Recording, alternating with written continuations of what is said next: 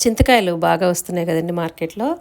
కొత్త చింతకాయలతో పాత పద్ధతిలో మళ్ళీ రీసెంట్గా నేను చేసే 2 రకాల పచ్చళ్ళు ఈరోజు ఈ షార్ట్ వీడియోలో మీతో షేర్ చేసుకోబోతున్నానండి. మీరైతే ఈ చింతకాయ పచ్చడిని ఎలా తయారు చేస్తారు అనే విషయాన్ని నాతో కామెంట్స్లో తెలియచేయండి. ఈ చింతకాయ పచ్చడి తయారు చేసుకోవడానికి ముందుగా మనం సంవత్సరం అంతా నిలవ ఉండేలాగా చింతకాయ తొక్కును పెట్టుకోవాలన్నమాట. దీనికోసం ఒక 2 కిలోల చింతకాయలను తీసుకొచ్చి బాగా కడిగేసి రాత్రంతా ఆరబోసేసి ఇలాగ పీచులు ఏమీ లేకుండా సగం విరగొట్టేస్తే పీచులు వచ్చేస్తాయి.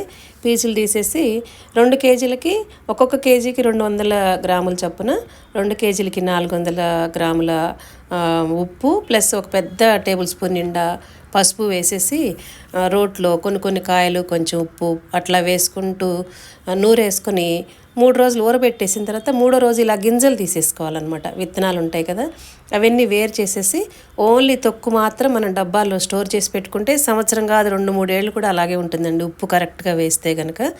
ఇలాగ ఏదన్నా బాటిల్లో కానీ డబ్బాలో కానీ స్టోర్ చేసి పెట్టుకోవాలి.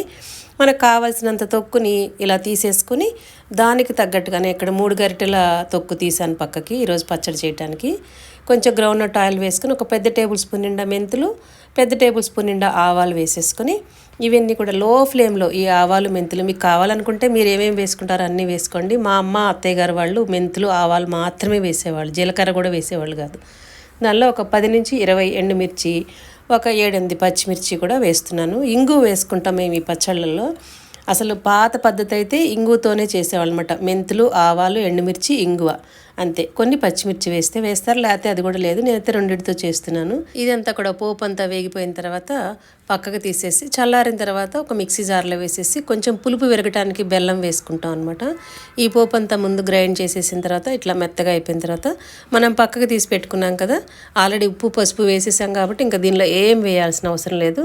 మూత పెట్టేసి మెత్తగా గ్రైండ్ చేసేసుకోవడమే. అసలు అయితే ఇంతవరకేనండి మా అమ్మ అత్తయ్య గారు వాళ్ళు చేసే పాత పద్ధతిలో చింతకాయ పచ్చడి.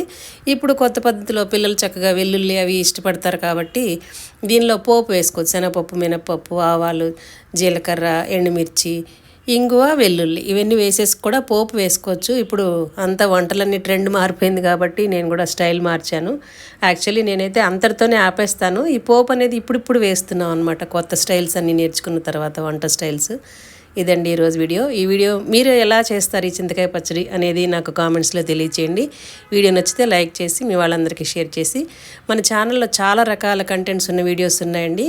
ఒకసారి ఈ వీడియో ఫస్ట్ టైం చూసిన వాళ్ళు ఎవరన్నా ఉంటే మన ఛానల్ని విజిట్ చేసి ఇలాంటి మంచి వీడియోస్ చాలా ఉన్నాయి. ఒకసారి అన్నీ చూసి మీకు నచ్చితేనే సబ్స్క్రైబ్ చేసుకోండి. Thank you for watching.